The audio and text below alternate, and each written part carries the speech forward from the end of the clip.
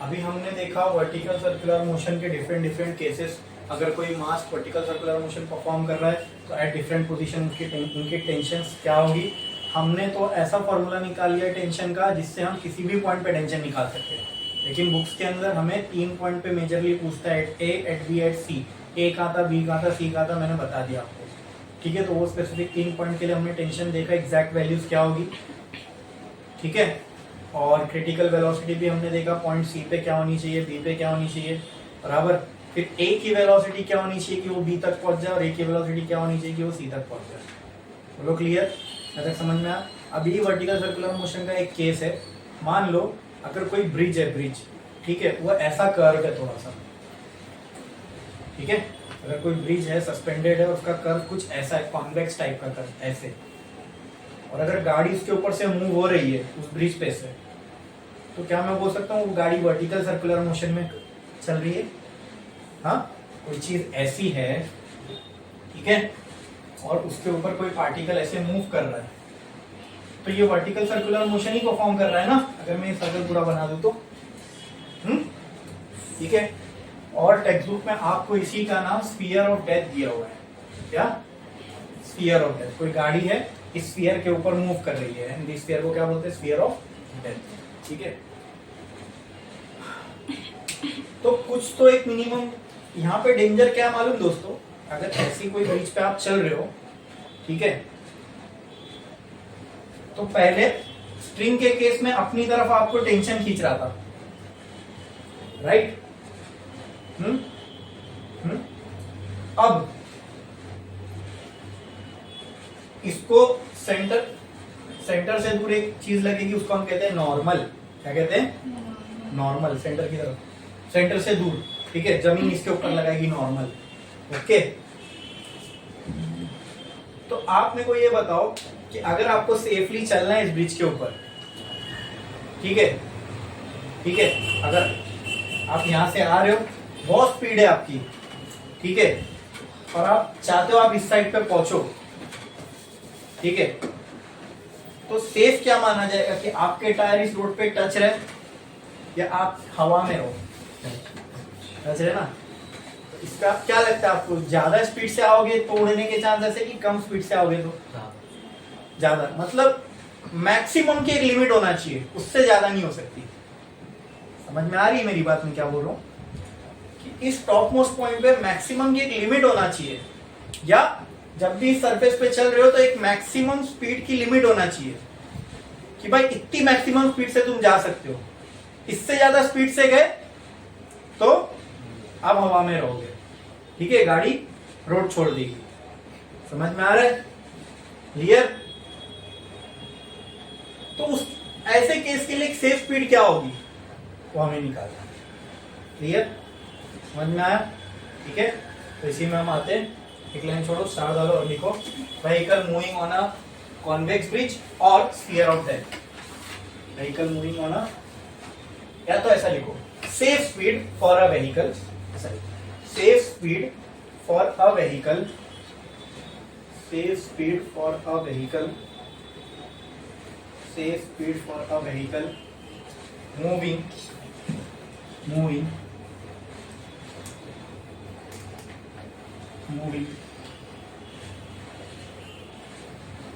on a convex bridge or sphere of death, or sphere of death, or sphere of death।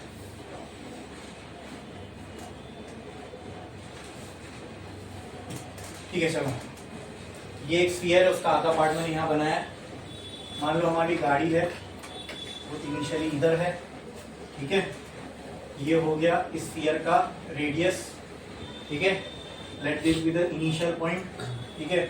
मान लो कुछ time बाद गाड़ी इधर आती है और ये चलते हुए इसने एंगल कवर किया, चलो इसको मैं थीटा बोल दूं, इसने थीटा एंगल कवर किया, और यहाँ पे फाइनली पहुंच गई गाड़ी।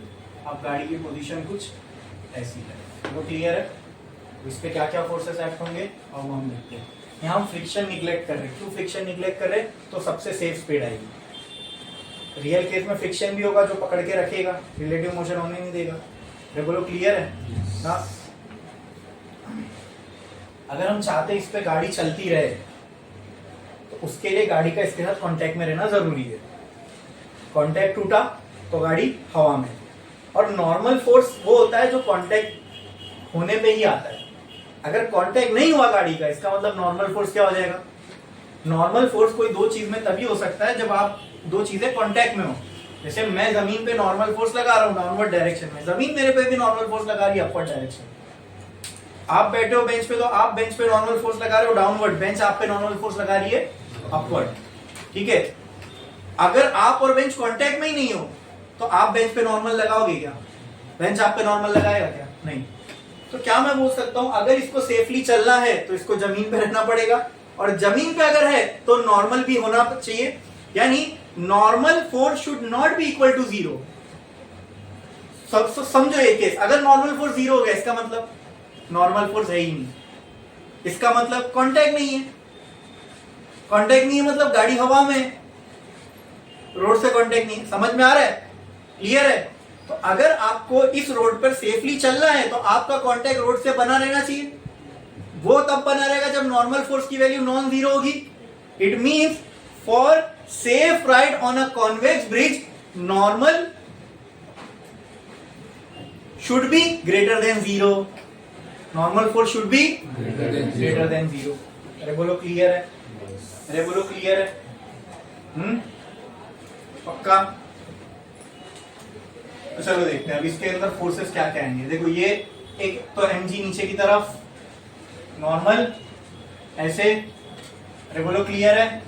हाँ, अगर ये थीटा तो ये भी थीटा, ये mg तो इसका यहाँ कंपोनेंट क्या आएगा? mg। इसमें किसी को कोई डाउट? ये cos थीटा और यहाँ पे mg sin थीटा को ऊपर अपोजिट में बैलेंस करने कोई नहीं है क्योंकि फ्रिक्शन हमने निगलेक्ट कर दिया। mg sin थीटा बराबर जीरो आ जाएगा, कोई मतलब नहीं। क्या n और mg cos थीटा एक दूसरे को बैलेंस कर रहे हैं? हाँ, तो कहना है say here n is equal to mg cos theta. Clear है ये? हाँ, tan mg cos थीटा के बराबर है। अगर आप चाहते हो आप सेफ रहो, ठीक है, for a safe ride n should always be greater than zero। अरे बोलो क्लियर है? पक्का? पक्का? हाँ, तो कहना है से for a safe ride n should be greater than zero। ठीक है, तो आप मुझे बताओ n की जगह पे मैं लिख सकता हूं mg। अरे एक चीज हमने और वहां पे नहीं लिखी। हाँ, सेंट्रीपिटल नहीं, अगर हम ये गाड़ी के अंदर ही बैठे हुए हैं तो सेंटर से दूर, ये सेंटर की तरफ था mg cos थीटा एक्ट हो रहा है, उसकी दूसरी तरफ यहाँ पे, तो मतलब यहाँ पे n के साथ एक और चीज आएगी, वो क्या? बोलो, सेफ राइड वाला पार्ट बाद में। n प्लस FCF, ये दोनों मिलके बैलेंस कर रहे हैं mg cos थीटा को। अरे बोलो, n अगर निकालना है तो FCF को वहां भेजना पड़ेगा, n equal to mg cos theta minus FCF। Tell me what is FCF? n equal to mg cos theta minus mv square by r। Clear है? For a safe ride n should be, बोलो, for a safe ride n should be greater than, मतलब ये पूरा term zero से बड़ा होना चाहिए। तो कहना है right mg cos theta minus mv square by r should be greater then, minus वाला टर्म आ जाएगा, mg cos theta should be greater then mv square by r, और m कैंसल। कहना है से v स्क्वायर, चलो ऐसे लिख लेना, R G cos theta should be greater then v square. क्या मैं ऐसा लिख सकता हूं? v should be less than R G cos theta root के अंदर, यानी वेलोसिटी या तो इसके इक्वल हो या इससे कम हो। अगर इससे ज्यादा हो गई तो हम आसमान की ऊंचाइयों में। बोलो क्लियर? समझ में आया? तो यहाँ पर greater than equal to greater than equal to greater than equal to greater than equal to, बोलो क्लियर? डाल दे रहा हूँ। समझ में आया? ठीक है, मतलब अगर वेलोसिटी इससे कम रहेगी तो नॉर्मल जीरो से बड़ा रहेगा। समझ में आया? नॉर्मल जीरो से बड़ा है मतलब नॉर्मल फोर्स एक्ट कर रहा है। नॉर्मल फोर्स एक्ट कर रहा होगा मतलब तभी होगा जब दो चीजें कांटेक्ट में होंगी, टायर और रोड एक दूसरे के कांटेक्ट में रहे। ठीक है, अच्छा ये अब देखो यहाँ पे थीटा की जो वैल्यू है वो चेंज होती रहेगी, तो इससे मैं मैक्सिमम वैल्यू क्या निकाल सकता हूँ कि इसकी मैक्सिमम वैल्यू कम से कम कितनी होनी चाहिए, इतनी आरजी कॉस थीटा के बराबर। ठीक है, इतना भी काफी है। लेकिन अगर आपसे कोई पूछे मैक्सिमम वैल्यू इसकी क्या हो सकती है, तो सिंपल, आर एक कांस्टेंट है, रोड जब बनाएंगे तो आर मालूम होगा, जी की वैल्यू क्या चेंज हो रहा है यहाँ पे, जब आप मूव करते जाओगे तो ये थीटा चेंज होता जाएगा। जब जो मैक्सिमम वैल्यू होगी थीटा की वही मैक्सिमम वैल्यू होगी इसकी। तो what is maximum value for theta? 1। ठीक है, if cos theta equal to 1 then v will be equal to v max। यही वैल्यू होगी मैक्सिमम वेलोसिटी की, खत्म। तो v max will be equal to rg, खत्म। मैक्सिमम वैल्यू गाड़ी की क्या हो सकती है ऐसे रोड पे? rg के बराबर। rg से अगर ज्यादा इतनी अलाउड है आपको, ठीक है, ठीक है, मैं इससे ज्यादा हुई तो रोड और गाड़ी कांटेक्ट छोड़ देगी। समझ में आया? अरे बोलो क्लियर है? पक्का? तो मतलब अब आरजी अगर वैल्यू लेके चलो, इसका मतलब क्या, अब आपको अलग अलग एंगल पे मेजर करने की जरूरत नहीं है, क्योंकि देखो थीटा चेंज हो रहा है, यहाँ वेलोसिटी अलग आएगी, यहाँ अलग आएगी, यहाँ अलग आएगी, यहाँ अलग आएगी। मैं बोला मेरे को ये सब मगजमारी चाहिए नहीं, एक बताओ बस, उसके नीचे ही चलूंगा मैं।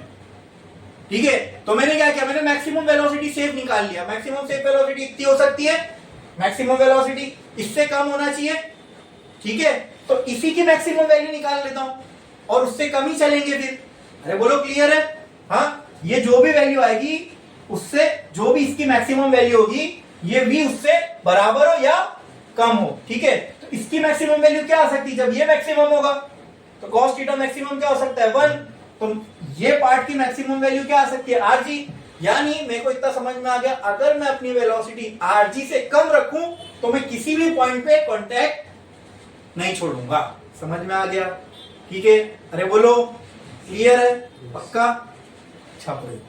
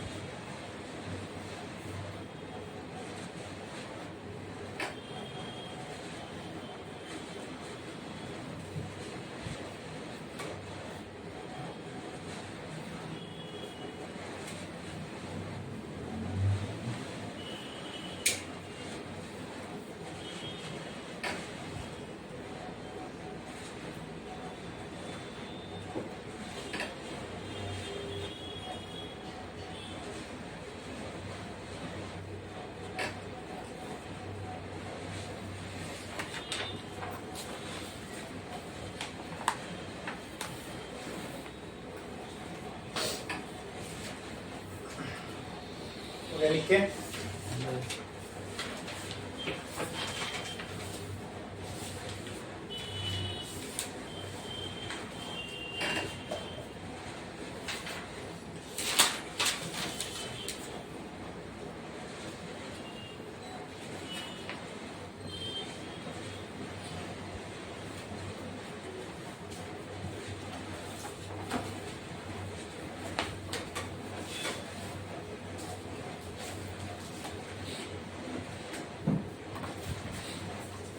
आगे किसी का डाउट है इसमें? पक्का पक्का? बढ़े आगे। चलो एक लाइन छोड़ो, स्टार डालो और लिखो time period for conical pendulum. एक छोटा सा टॉपिक है, इसका डेरिवेशन हमें देखना है कि कोनिकल पेंडुलम है उसका क्या टाइम पीरियड होगा। Time period of A conical pendulum. पहले तो समझ लो कोनिकल पेंडुलम क्या होता है। पेंडुलम कुछ ऐसी चीज थी जो टू एंड फ्रो मोशन कर रहा था। अब कोनिकल पेंडुलम का मतलब क्या, एक मैंने स्ट्रिंग लिया, उसके नीचे यहाँ मैंने एक मास मान लिया, ठीक है। अब मैं इसको ऐसे ऐसे घुमा रहा हूं, तो क्या जो भी नीचे नट या जो भी मास लगा हुआ है वो ऐसा ऐसा गोला बनाएगा, चक्कर गोला, ठीक है। और इसकी स्ट्रिंग को गौर से देखो, इसकी स्ट्रिंग ऐसी ऐसी होती रहेगी, क्या एक कोन बना रही है। अगर मैं इसकी स्ट्रिंग के पाथ को ट्रेस करूं तो क्या मुझे एक कोन मिलेगी। और अगर आप सामने से देखो तो आपको थोड़ी ना दिखेगा ये गोल गोल चक्कर मार रहा है, आपको तो ऐसा लगेगा ये ऐसे ऐसे ऐसे ऐसे एक स्ट्रिंग से एक मास लगा हुआ है जो ऐसे ऐसे ऐसे ऐसे चल रहा है, जो कि हमने पेंडुलम में देखा था, सिंपल पेंडुलम, ठीक है। ठीक है, आई बस। अब इसको पेंडुलम क्यों बोल रहे हैं, टू एंड फ्रो मोशन करता हुआ दिख रहा है स्ट्रेट लाइन में। और दूसरा कोनिकल इसलिए क्योंकि स्ट्रिंग जो पार्ट ट्रेस कर रही है दैट इज लाइक अ कोन। और ये बात समझ में? हाँ, इस कोनिकल पेंडुलम का हमें टाइम पीरियड निकालना है, ठीक है। तो आप देखते हैं, ये एक फिक्स पॉइंट है, यहां से मैंने एक स्ट्रिंग लिया और उसके आगे एक मास लटका दिया, क्लियर है। क्या ये मास जब सर्कुलर मोशन परफॉर्म करेगा तो कुछ ऐसे ऐसे करेगा, हाँ, और उसकी वजह से क्या यहाँ पे एक कोन बनेगी, ऐसे कुछ, बोलो, क्लियर है, समझ में आया। तो किसी भी एक पॉइंट पे, मतलब मान लो यहाँ पे मैंने एक पॉइंट और मैं इसको यहाँ लेके आ गया, मास को मैंने और इधर लेके आ गया, समझ लो ये मास ऐसे ऐसे सर्कुलर मोशन परफॉर्म कर रहा है, ठीक है। क्या ये जो है रेडियस होगा इस सर्कल का, हाँ, ये भी रेडियस होगा इस सर्कल का। मान लो कोई एक पर्टिकुलर टाइम पे एक बॉब इधर पे है, ठीक है, मैंने इसकी फोटो खींचा, हाँ, एक्चुअल में तो मुझे सर्कल का ही मोशन देखना है ना, ये तो मैंने ऐसे ही बनाया हूँ बीच में। लेट्स से जब इसकी जो एक्चुअल हाइट है वो h है, कोन की एक दो हाइट होती है ना, एक स्ट्रेट हाइट और एक स्लांट हाइट। स्लांट हाइट जो कोन की है let's say that is l, that is ये ट्राइंगल में ये एंगल 90 है, हाँ, let this angle be theta. ये जो कोन बन रहा है स्ट्रिंग से, वो जो एंगल बना रही है लेट दैट एंगल बी। कोई डाउट है इसमें? कोई चीज ऐसी जो नहीं समझ में आ रही है? स्ट्रिंग ऐसी स्ट्रेट थी, जब स्ट्रिंग स्ट्रेट थी तो उस हाइट को मैंने h बोला, अब मैंने घुमाना चालू किया तो ये स्ट्रिंग की जो अब जो लेंथ बनेगी उसको मैं क्या बोल रहा हूँ, l। स्लाइटली ऊपर होगी ना थोड़ी सी, लेकिन हम ऐसा दिखा नहीं रहे, हम स्ट्रेट स्ट्रेट ही दिखा रहे हैं, बोलो क्लियर है? हाँ, वरना वो एंगुलर मोशन जैसा होगा, तब ये बहुत छोटा सा गैप में घूम रही है ऐसा समझ लो, इसलिए हम उसको स्टेडी मानते हैं, इसलिए इसको मैंने स्टेडी रखा। बोलो क्लियर है? ठीक है। हाँ, यहाँ पे जो मास होगा ये डाउनवर्ड एक्ट करेगा, mg। क्या ये ऐसे ऐसे गोले में घूमेगा, कोई भी एक पॉइंट पे मैंने इसको पकड़ लिया तो ये हो गया mg डाउनवर्ड, ठीक है। मुझे बताओ अगर मैं इस लाइन को और एक्सटेंड करूं, अगर ये थीटा है तो ये एंगल भी थीटा होगा, हाँ। तो mg का इस साइड पे क्या कंपोनेंट बनेगा, mg cos थीटा बराबर, और इस साइड पे क्या बनेगा, mg sin थीटा। अरे बोलो क्लियर है? कोई डाउट है इसमें? पक्का? हाँ, ठीक है। अब टेंशन जो होगा स्ट्रिंग के अंदर, ये स्ट्रिंग है, ठीक है, स्ट्रिंग में जो टेंशन होगा इसके अपोजिट डायरेक्शन में होगा, ये होगा टेंशन। अरे बोलो क्लियर? कोई डाउट है इसमें? पक्का? पक्का? देखो आ रहा है समझ में? ठीक है। अब आप लोग मुझे ये बताओ कि अगर ये एंगल थीटा है, ये टेंशन है, ये एंगल थीटा है, तो इसका ये कंपोनेंट क्या हो जाएगा, टी कॉस थीटा हो जाएगा ये वाला, ये, हाँ समझ रहे कि नहीं? देखो ये टेंशन टी है, ये एंगल है बराबर, ये वाला कंपोनेंट इसका टी कॉस थीटा, इसको ऐसा कुछ बना सकता हूँ, तो इसका ये वाला कंपोनेंट जो है ये टी कॉस थीटा हो गया, ठीक है, और ये टी ऐसा जा रहा है, तो ये वाला कंपोनेंट क्या हो जाएगा बोलो?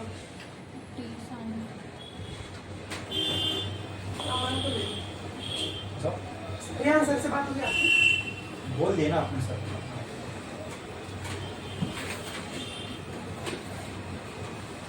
ये कंपोनेंट जो है थीटा एंगल बना रहा है, ठीक है, इसे अभी मैं यहाँ पे करके दिखाता हूँ। ये ये ये ये ये ये एंगल है ना थीटा, अरे बोलो, हाँ, तो यहां से मैं बोल सकता हूँ ये एंगल थीटा है।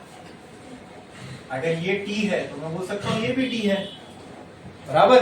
तो टी का ये कंपोनेंट क्या हो जाएगा, और वर्टिकल कंपोनेंट ये क्या हो जाएगा, टी साइन थीटा। तो उसी तरह टी के लिए इस साइड पे क्या आ जाएगा, टी कॉस थीटा, बराबर इस साइड पे क्या आ जाएगा, टी साइन थीटा। बोलो क्लियर? हाँ, कोई डाउट है? कोई डाउट है इसमें किसी को? पक्का समझ में आया?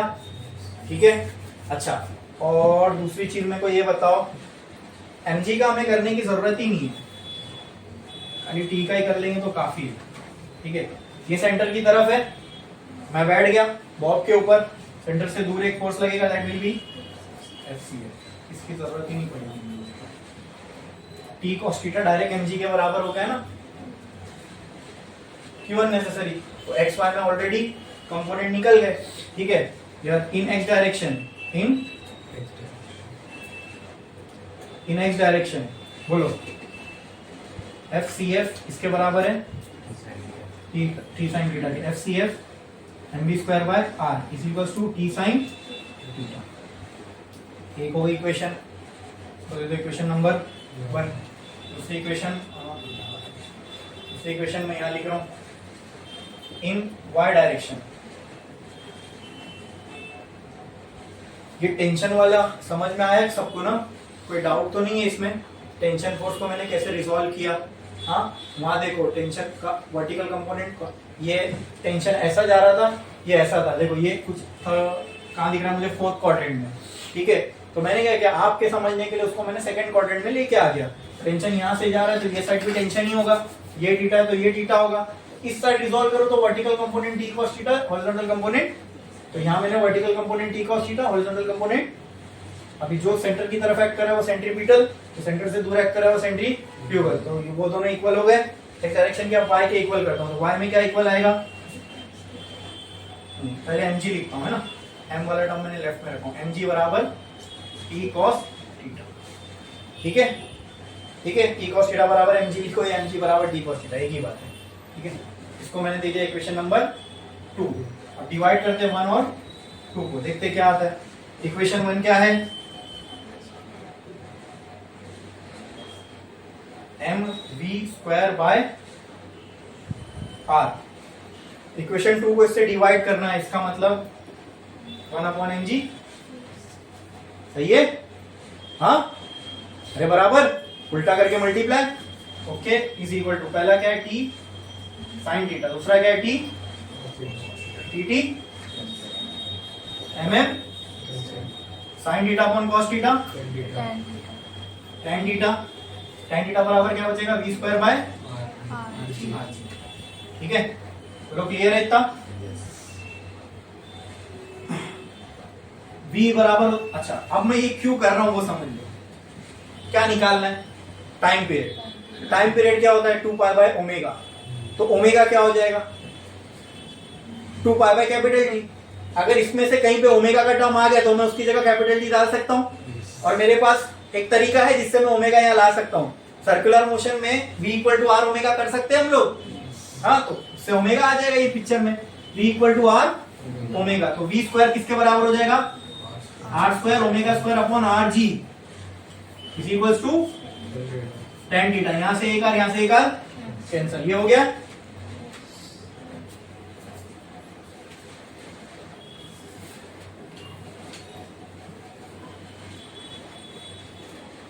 तो क्या बचेगा बताओ मुझे, tan theta will be equal to क्या क्या बच रहा है, R omega square upon G equal to tan theta, सही है। तो कहना है राइट ओमेगा या फिर ऐसा tan theta into G upon R will be equal to omega square. कहना है right omega is equal to under root tan theta into ji by R, लिख सकता हूं, ठीक है। अब देखो tan थीटा की मैं वैल्यू निकाल सकता हूं, यहां से चेक करते हैं, चलो ये हो गया थीटा, ये हो गया h, ये हो गया l, ये हो गया r। Tell me what will be tan theta, opposite upon adjacent, opposite क्या है, एडजेसेंट क्या है, ठीक है। तो tan थीटा की जगह पे मैं क्या लिख सकता हूं, under root r by h into ji by r, r cancel, omega will be equal to under root ji by, खत्म, ठीक है। फिर ओमेगा बराबर 2 पाई बाय कैपिटल टी बराबर, ओमेगा की जगह मैं लिख सकता हूं 2 pi by is equals to, बोलो, under root ji by h, ठीक है। बाकी मैं यहाँ कर देता हूं, ठीक है। 2 पाई को यहाँ फेंको तो क्या बचेगा, 1 upon T is equal to 1 upon 2 pi under root ji by T, reciprocal कर दो, T will be equal to 2 pi under root H by, ठीक है, ठीक है। कहीं कहीं पे बुक में ऐसा भी अभी यहाँ पे अगर मैं cos थीटा निकालू इसका, बोलो cos थीटा क्या आएगा, adjacent upon hypotenuse h by l, तो h की वैल्यू क्या आ गई l, कहीं कहीं बुक में h की जगह पे आपको l cos theta by g मिलेगा, डरना नहीं, समझे, समझ में आया क्या, कोई मुश्किल था, डाउट कुछ भी, देखो है कुछ डाउट इसके अंदर, पक्का। ये सारी चीजें जो भी अभी तक हमने की है सब नॉन इनर्शियल फ्रेम से की। नॉन इनर्शियल फ्रेम का मतलब हम बैठे थे, जो चीज मूव हो रही थी उसके ऊपर, क्लियर है। तो हमें वो रेस्ट जैसी दिख रही थी, रेस्ट जैसी दिख रही थी मतलब इक्विलिब्रियम में है, इक्विलिब्रियम में तो फोर्सेस बैलेंस हो जाएंगे, ठीक है, समझा कि नहीं, छापो कोनिकल पेंडुलम हो गया। और इसी के साथ हमारा ये जो पार्ट था इसके अंदर रोटेशनल डायनामिक्स में सर्कुलर मोशन का पार्ट कंप्लीट हो गया। अब रोटेशनल मोशन का पार्ट चालू होगा हमारा, ठीक है। रोटेशनल डायनामिक्स में 2 पार्ट थे, एक सर्कुलर मोशन का, एक रोटेशनल मोशन का। सर्कुलर मोशन का पार्ट यहाँ अपना हो गया कंप्लीट, अब इसके आगे हमारा रोटेशनल मोशन का पार्ट है।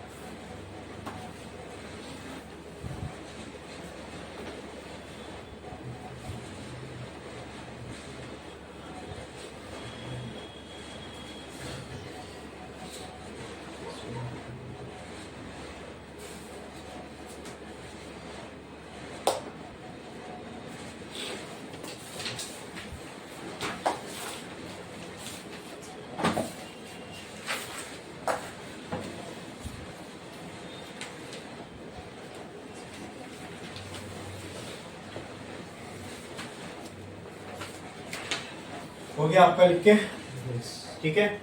अब नेक्स्ट पार्ट जो इस चैप्टर का वो हम रोटेशनल मोशन वाला पार्ट वो हम स्टार्ट करने जा रहे हैं, ठीक है।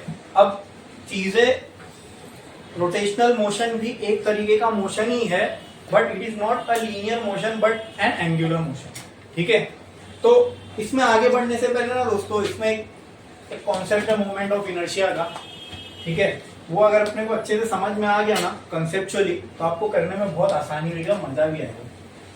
तो पहले ना अपन इनर्शिया क्या होता है वो समझते हैं, ठीक है। क्या चीज है किसी बॉडी में जो इनर्शिया प्रोवाइड करती है, या what is the inertial property of a body, ठीक है।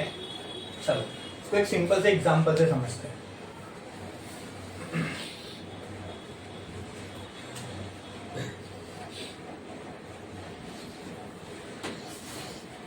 इनर्शिया में ये वर्ड आ रहा है इनर्ट, ठीक है। इनर्ट जब कोई चीज होती है, इसका मतलब क्या, it does not want to change, ठीक है। इसीलिए जो आप इनर्ट गैसेस पढ़ते हो, they are those gases which does not want to change, that's why they do not react. समझ में आ रहा है, ठीक है।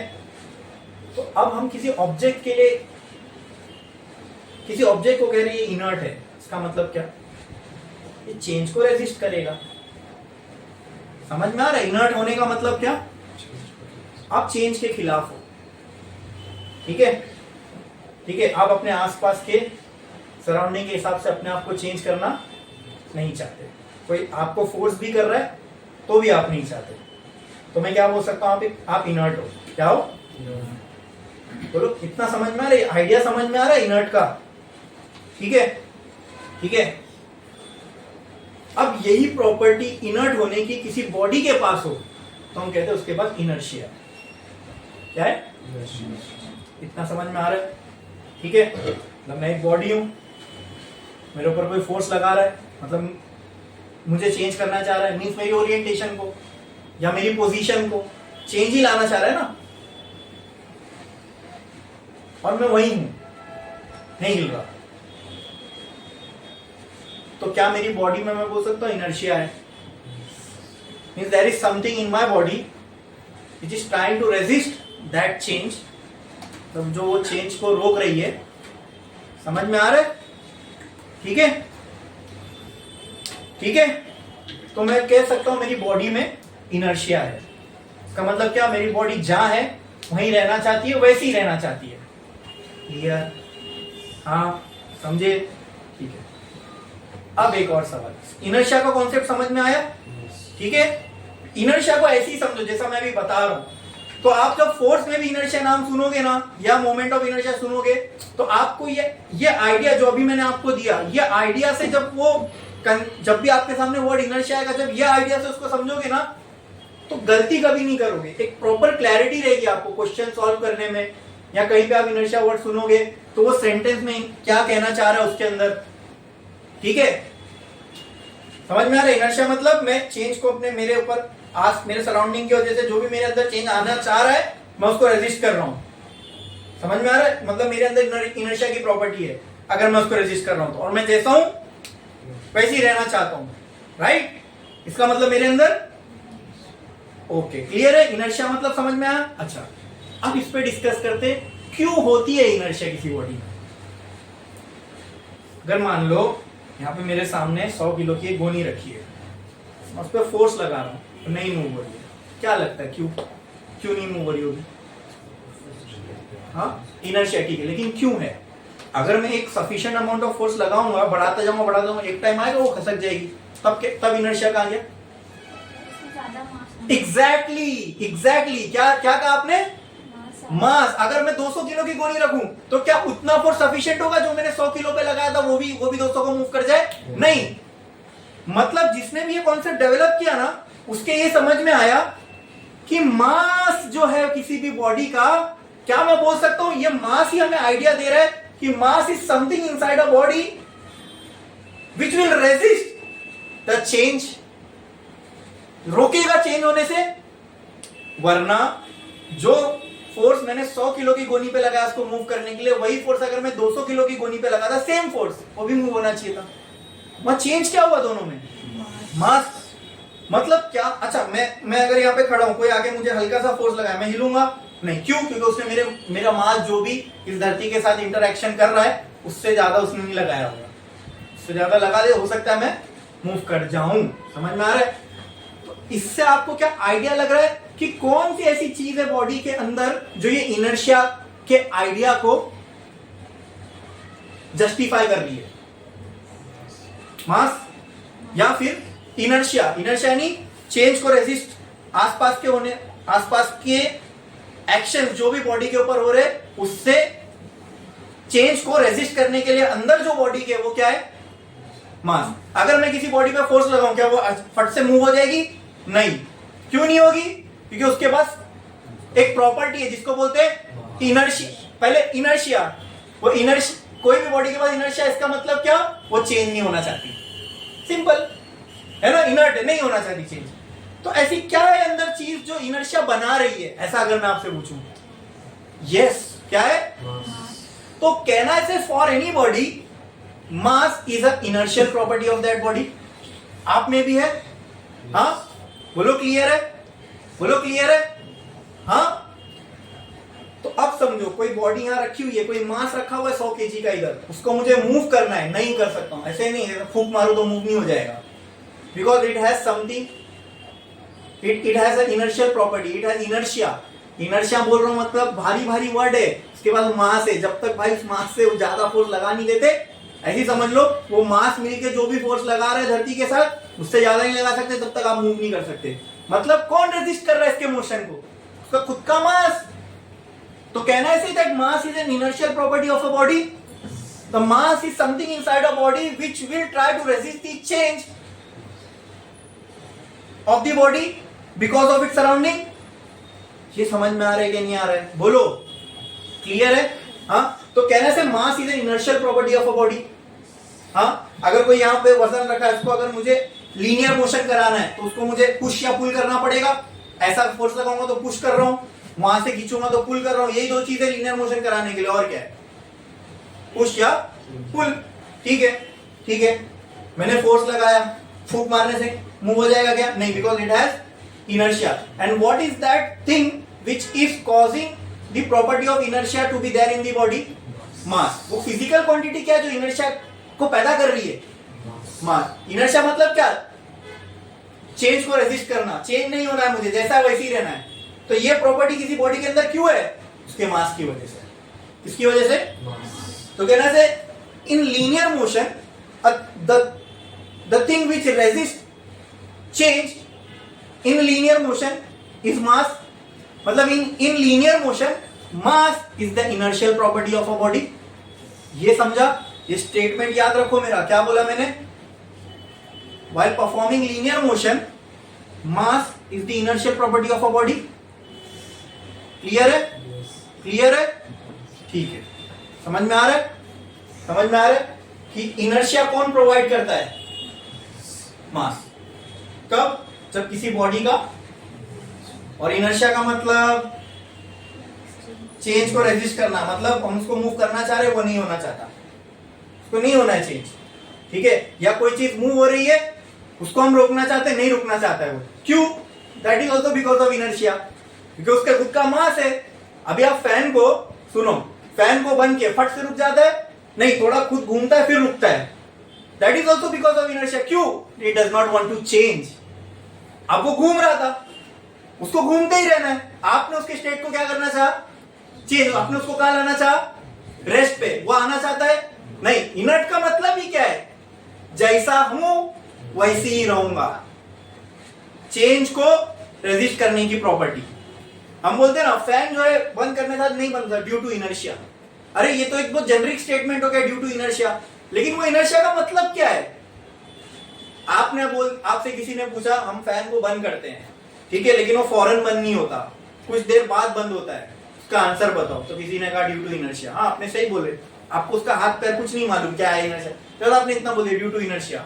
आप भाग रहे हो, आपसे किसी ने कहा रुक जाओ, एकदम फौरन नहीं रुकोगे, फौरन नहीं रुकोगे ना, कुछ थोड़ा आगे बढ़ोगे, अपने आप को स्लो करके फिर रुकोगे। सेम वे कार में ब्रेक मारेंगे, फौरन नहीं रुक जाती, स्किड करके रुकती है। इन सब के आंसर में खाली आप बोले ऐसा क्यों होता है, तो आपने बोल दिया due to inertia, due to, बस सिंपल। तो सही कहा आपने, भले आपको नहीं मालूम है क्या होता है, आपने क्या किया ड्यू टू इनर्शिया, तो कुछ गलत किया आपने नहीं।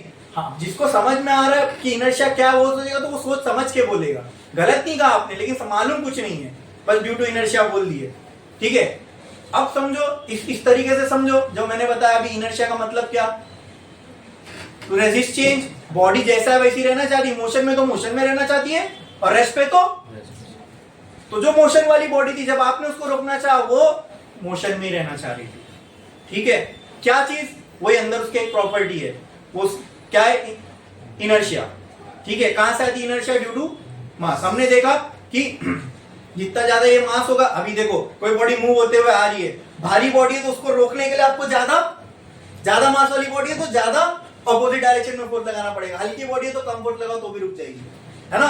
तो there is something inside the body which due to which this inertial property exist in a body, that is mass, that is.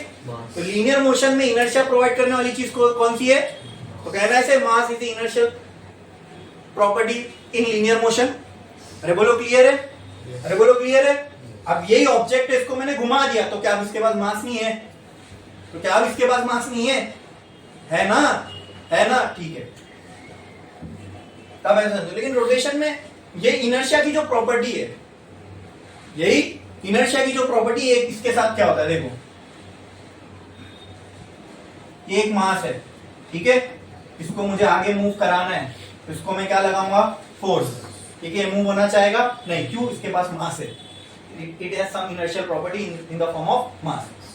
अब समझो इसको मुझे रोटेट कराना है, इसको मुझे रोटेट करना है, तो रोटेट जब भी मैं कराऊंगा तो इसको कोई एक पॉइंट पे पहले फिक्स करना पड़ेगा, बराबर। तो मैंने क्या किया, इसको एक रॉड बांध दिया इधर, और यहाँ ये पॉइंट पे मैंने इसको फिक्स कर दिया, ये पॉइंट पे फिक्स कर दिया। तो इस पॉइंट यहाँ से जो एक लाइन बनाऊंगा दैट इज एक्सिस, इसको बोलते हैं रोटेटिंग एक्सिस। क्या बोलते हैं, ये पॉइंट मैंने किया, अब ये मास को मैं ऐसे ऐसे ऐसे ऐसे घुमाता हूँ, इसके बोलो क्लियर है, बोलो क्लियर है, हाँ। तो आप में से कितनों को लगता है ये सर्कुलर मोशन है, ये दोनों है, सर्कुलर मोशन और रोटेशनल मोशन। तो इसका फर्क समझ लो, जब बॉडी ऐसे ऐसे ऐसे ऐसे घूम रही है मतलब रोटेट कर रही है, यानी क्या, आपको मेरा सिर्फ एक फेस नहीं दिख रहा है, आप मुझे 360, आपको मेरा 360 व्यू मिल रहा है, इट मींस मैं रोटेट कर रहा हूँ। और अगर मैं ऐसा ऐसा करूं, इसका मतलब मैं सिर्फ सर्कुलर मोशन कर रहा हूँ। तो जब बॉडी ऐसी लगी हुई है तो दोनों कर रही होगी, इसका मतलब क्या, जब ये घूमेगा तो अभी तो इसका आगे का फेस दिख रहा है आपको, ठीक है, जब ये घूमेगा तो साइड फेस दिखेगा, वहां जाएगा तो पीछे का फेस दिखेगा, यहाँ आएगा तो लेफ्ट साइड दिखेगा, फिर आएगा तो आगे का, है ना। हाँ, ये चीज 90% बच्चों को नहीं मालूम रहती है, पता नहीं वो ये रोटेशन इसमें क्या कैसे हो रहा है, जबकि ये तो बोले सोचने में तो सर्कुलर मोशन जैसा लगता है। तो यहाँ दोनों मोशन हो रहे हैं, सर्कुलर मोशन भी हो रहा है और रोटेशनल मोशन भी हो रहा है, ठीक है। अब इसके और थोड़े कॉम्प्लेक्स केस है, अगर मैं इसी मास को किसी मूविंग, अगर मैं इसी मास को ऐसा कहीं रख देता, ये रॉड है, ये एक प्लेटफॉर्म है, इसके ऊपर मैंने ऐसे रोटेटिंग डिस्क लगा दी और उसके ऊपर ये मास रख दिया, अब ये सब बहुत कॉम्प्लेक्स केस हो जाएंगे, छोड़ दो, अपने को नहीं है, ठीक है। एंट्रेंस में या मेंस और एडवांस में ऐसे टाइप के क्वेश्चन आते हैं, ठीक है। चलो अभी हम इस पे बात करते हैं, ये अगर ऐसे गोल गोल घूम रहा है तो रोटेट हो रहा है, बराबर, ठीक है, और ये तो रेस्ट पे है, ये रोटेट होना चाहेगा, हाँ नहीं। और इसके लिए हम एक और चीज समझ लेते हैं, मोमेंट क्या होता है, किसी चीज का मोमेंट अगर हमको निकालना है, अगर आपसे कोई फोर्स दे दे और बोले इसका मोमेंट निकालो, क्या निकालो, मोमेंट। तो मोमेंट कैसे निकाला जाता है, मान लो ये एक पॉइंट है, मोमेंट उसी का निकलता है जो बॉडी रोटेट कर रही है, क्या कर रही है, रोटेट, क्या कर रही है। मान लो ये एक रॉड है, ऐसा समझ लीजिए, ये एक दीवार है, जैसे एक दीवार है, इससे मैंने एक रॉड निकाली है, यहाँ पे ये मैंने एक रॉड निकाली है, ठीक है, हाँ। अब मैं इस रॉड के इस कोने पे खड़ा हो गया मैं, तो क्या मैं इस पे फोर्स लगा रहा हूं, क्या मैं इस पे फोर्स लगा रहा हूं, फोर्स लग रहा है इस पे, मेरे वेट के बराबर, mg के बराबर इस पे फोर्स लग रहा रहेगा, ठीक है। तो जरा गौर से सोचो, इस पे फोर्स लग रहा है क्या, अगर कोई चीज किसी एक पॉइंट पे फिक्स्ड है और उस पॉइंट से कुछ दूर अगर आप उस पर फोर्स लगाते हो तो वो एक्चुअली फोर्स नहीं है, वो तो टॉर्क है। आप अगर गौर करोगे तो कुछ टाइम बाद ये रॉड कुछ ऐसा हो जाएगा, हाँ, means it is trying to rotate. वो लीनियर मोशन का है। गौर से देखो, गौर से देखो। अभी मान लो अगर ये एक फ्री बॉडी होती और अगर मैं इसको पूरा घूमने देता तो ये पॉइंट फिक्स है, इसके अराउंड ये ऐसे ऐसे घूम रहा है, हाँ कि ना? क्या ये सेम लेंथ पे यहां आएगा? नहीं, ये थोड़ा ऐसे नीचे आ गया होगा इधर पे, है क्या? नहीं। तो ये अगर पाथ को ट्रेस करो आप तो ये तो कुछ रोटेशन जैसा ही लग रहा है। समझ में आ रहा है कि नहीं आ रहा है? अरे बोलो। हाँ, तो जो मैंने यहां पे लगाया ये क्या है? फोर्स है? नहीं, यहां सिर्फ सर फोर्स काम नहीं कर रहा, यहां पे है ना सर, ये जो डिस्टेंस है ना ये भी काम कर रहा है। तो अब जब यहां सिर्फ फोर्स काम नहीं कर रहा है, डिस्टेंस मिलके काम कर रहा है, तो हम बोले नहीं सर, इसको है ना सिर्फ फोर्स बोलना ठीक नहीं होगा। सिर्फ फोर्स बोलना ठीक, हाँ, अगर सिर्फ फोर्स के इन्फ्लुएंस में ये मोशन करता तो सिर्फ हम फोर्स बोलते, जैसे लीनियर में होता है, ये बॉडी इधर खड़ी है, फोर्स लगाया, मूव कर गई, वहां पे डिस्टेंस का कोई लेना देना नहीं है। पंखे का केस याद है? बताया था मैंने आपको, ये फैन है, ये यहाँ पे, यहाँ टपली मारो तो फट से मूव करेगा, यहाँ टपली मारो तो नहीं करेगा। यहाँ मैंने 10 न्यूटन का फोर्स लगाया, यहाँ भी 10 न्यूटन का फोर्स लगाया, दोनों जगह 10 न्यूटन का फोर्स लगाया, लेकिन यहाँ 10 न्यूटन का फोर्स लगाने से फैन नहीं घुमा और ब्लेड के एंड पे 10 न्यूटन का फोर्स लगाने से घूम गया। रीजन? क्योंकि सर ये जो डिस्टेंस है ना सेंटर से, ये इसमें बहुत बड़ा रोल प्ले कर रहा है। ठीक है, तो यहाँ पे मैंने, यहाँ पे 1 मीटर था ये डिस्टेंस, यहाँ पे 10 मीटर था डिस्टेंस। चेक करो, फोर्स 10 न्यूटन का मल्टीप्लाई बाय 1, फोर्स 10 न्यूटन का मल्टीप्लाई बाय 1, ये क्या है? फोर्स। ये क्या है? डिस्टेंस। ये क्या है? फोर्स। ये क्या है? यहाँ बोलो कितना आया? 10। यहाँ पे कितना है? फोर्स की यूनिट न्यूटन, डिस्टेंस की यूनिट, तो ये हो गया न्यूटन मीटर। यहाँ पे फोर्स और यहाँ पे ये फोर्स 10 का, डिस्टेंस 10 का, तो यहाँ कितना हो गया? अरे बाप रे बाप, ये कुछ तो क्वांटिटी है सर जो 10 गुना बड़ी होकर यहाँ मिल रही है। क्या ये फोर्स है? नहीं, फोर्स होता तो न्यूटन में होता। क्या ये फोर्स है? तो हमने क्या किया, जो जिसने भी ये कॉन्सेप्ट बनाया उसने क्या किया, बोले ये फोर्स नहीं है। क्यों? क्योंकि ये जो चीज हो रही है इसमें सिर्फ फोर्स का काम नहीं है, फोर्स के साथ साथ किसका काम है? किसका काम है? किसका काम है? डिस्टेंस का। तो फोर्स के साथ डिस्टेंस मिलके काम कर रहा है, तो इसको सिर्फ फोर्स बोलना ठीक नहीं होगा। इसको हमने नाम दे दिया मोमेंट। क्या नाम दे दिया? और इसी को टॉर्क भी बोलते हैं, इसी को टॉर्क भी बोलते हैं। उसका एक जनरलाइज नाम दे दिया हमने टॉर्क। अरे बोलो, क्लियर है? What is torque? Force into perpendicular distance. What is force? अच्छा, टॉर्क को ही हम एक और नाम से बुला सकते हैं, that is moment. That is ये याद रखना। What is moment? What is moment? अगर किसी चीज का मोमेंट निकालना है, मतलब यहाँ इसका मोमेंट, ये फोर्स का मोमेंट निकालना है, ठीक है?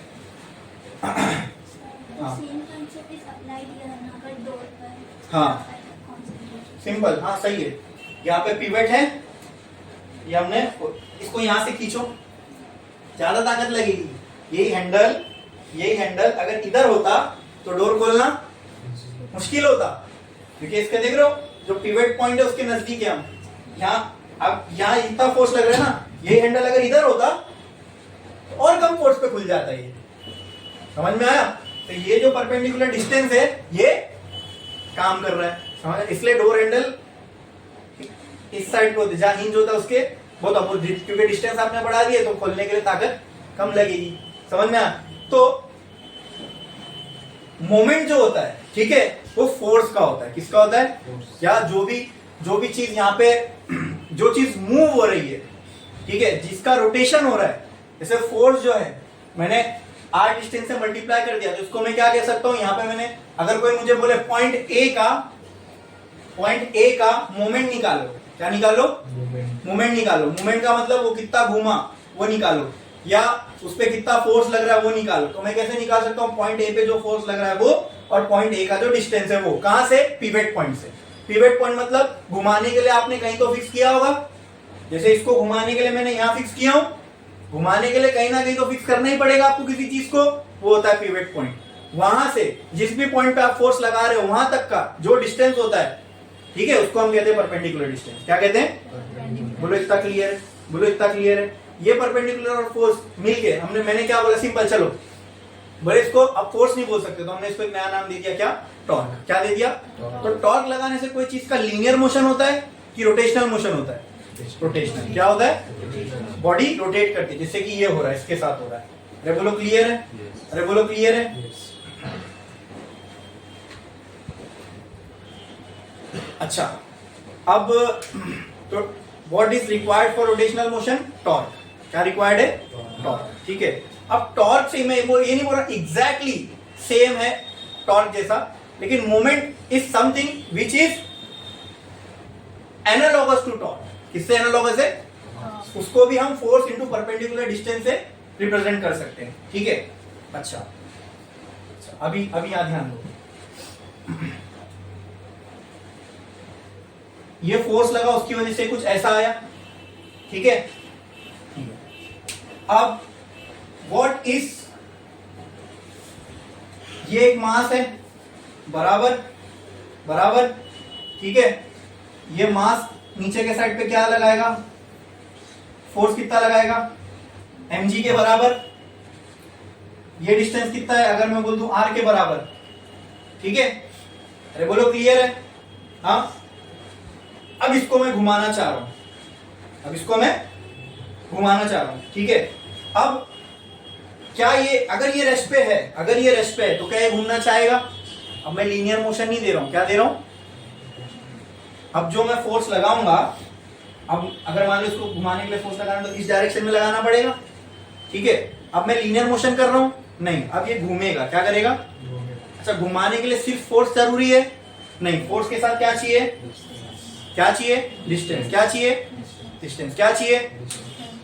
मतलब ये जो भी मास है,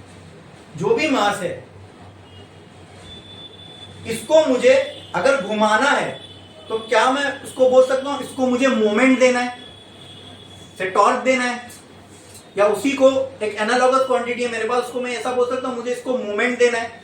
किसको मोमेंट देना है? इस मास को ऐसा फोर्स लगा के मुझे इस मास को क्या देना है? तो क्या है, फूक मारने से मूवमेंट हो जाएगा इसका? अरे बोलो, हो जाएगा? मूवमेंट नहीं बोल रहा हूं, मोमेंट, MOMENT। ठीक है, MOVEMENT नहीं बोल रहा हूं मैं, मूवमेंट, MOMENT। बोलो क्लियर है? इसको अगर मैं फूक मारूं तो क्या इसमें टॉर्क आ जाएगा या मोमेंट आ जाएगा? अरे बोलो, मोमेंट यानी ये कि ये मूव होगा क्या आगे? नहीं। अब अगर इसको मुझे मूव कराना है, ठीक है,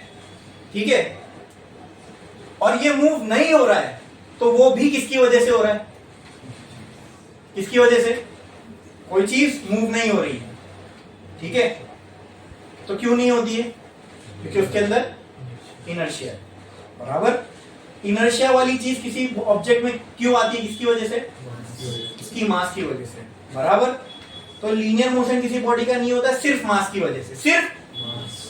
लेकिन यहां पे जो लीनियर मोशन नहीं हो रहा, अच्छा अगर मैं इसको यहां पे फोर्स लगाऊं तो हो सकता है मूव हो जाए, लेकिन यहां पे लगाऊं तो नहीं हो रहा। क्या हो रहा है? नहीं हो रहा। ठीक है, तो मुझे सिर्फ यहां पे मास को नहीं देखना, ये डिस्टेंस को भी देखना है। क्या देखना है? और मास और डिस्टेंस को अगर मैं एक साथ मिला के देखूं, ठीक है, that is called as movement. क्या बोलते हैं उसको? क्या बोलते? Mass into perpendicular distance. ये किसी बॉडी के लिए क्या हो जाएगा? तो यहां पे जो प्रॉपर्टी है जो रेजिस्ट कर रही है, क्या सिर्फ मास है? नहीं, मास के साथ डिस्टेंस भी है। तो मास या फिर फोर्स के साथ जब डिस्टेंस आ जाए तो क्या मैं इसको मूवमेंट बोल सकता हूं? ये मूवमेंट किसका है? मास का। इज मास इनर्शियल प्रॉपर्टी, लेकिन रोटेशन में क्या सिर्फ मास काम कर रहा है? मास के साथ।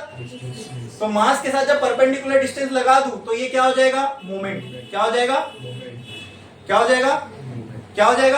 तो मोमेंट किसका?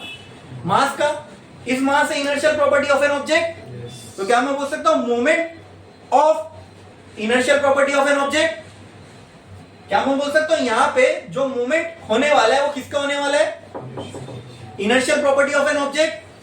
बोलो, moment of inertial property of an object. इसी को शॉर्ट करके हम कहते हैं moment of inertia. Moment of मतलब रोटेशनल मोशन करने से जो चीज, लीनियर मोशन करने से जो चीज रोकेगी वो मास है। तो रोटेशनल मोशन करने से जो रोकेगी वो भी कोई इनर्शिया की प्रॉपर्टी होगी, बट इनर्शिया की क्या, लीनियर में इनर्शिया क्या था, मास। रोटेशनल में इनर्शिया क्या है, मूवमेंट। क्या है, क्या है, और मूवमेंट क्या होता है, mass into perpendicular distance, mass into mass into. तो आप मूवमेंट और टॉर्क में इस तरीके से थोड़ा सा एनालॉगस है, मैंने बोला था डिस्टिंग्विश कर सकते हो। यहां पे क्या आ रहा है, मास, और उसमें क्या आ रहा है, फोर्स। क्या आ रहा है, अरे बोलो क्लियर है, हाँ। तो यहां पर सिर्फ मास काम कर रहा है क्या, नहीं, साथ में कौन काम कर रहा है, ये पूरे को हमने कह दिया मोमेंट।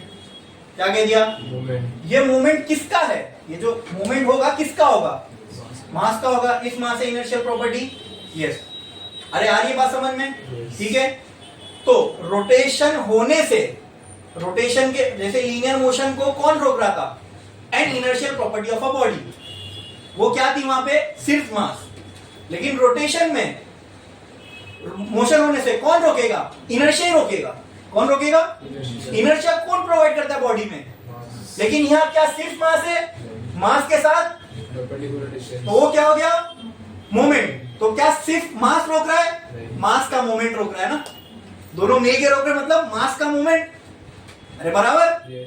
तो ये क्या हो गया, moment of means moment of, yes, because mass is the thing that is providing inertia, moment of, so what is the thing that provide resistance to rotational motion, tell me, क्या है वो चीज जो रोटेशनल मोशन को resistance provide करती है, हाँ बोलो, देखो ये एकदम जोर से बोलो, मेरे को एकदम सुनना है कायदे से, अच्छे से बोलो। ये जिस तरीके से मैं अभी आपको बता रहा हूँ ये कोई नहीं बताएगा, ठीक है। और ये समझ में आ गया ना तुमको, रोटेशनल मोशन बहुत अच्छे से समझ में आएगा। मैं एकदम स्क्रैच से एकदम कोर वाली चीज बता रहा हूँ, ये कोई नहीं बताता, ठीक है। बताओ मुझे, रोटेशनल मोशन करने से जो चीज रोकेगी वो क्या है, इनर्शिया। सिर्फ इनर्शिया, इनर्शिया तो मास होता है खाली, क्या क्या, मोमेंट ऑफ, और मोमेंट ऑफ इनर्शिया कैसे बनता है, और परपेंडिकुलर, एग्जैक्टली, समझ में आ गया। इसका मतलब जो काम लीनियर में मास कर रहा है वही काम रोटेशनल में, देखो इन दोनों में इनर्शिया। टेल मी, लीनियर में इनर्शिया कौन बनाएगा, सिर्फ मास, सिर्फ मास।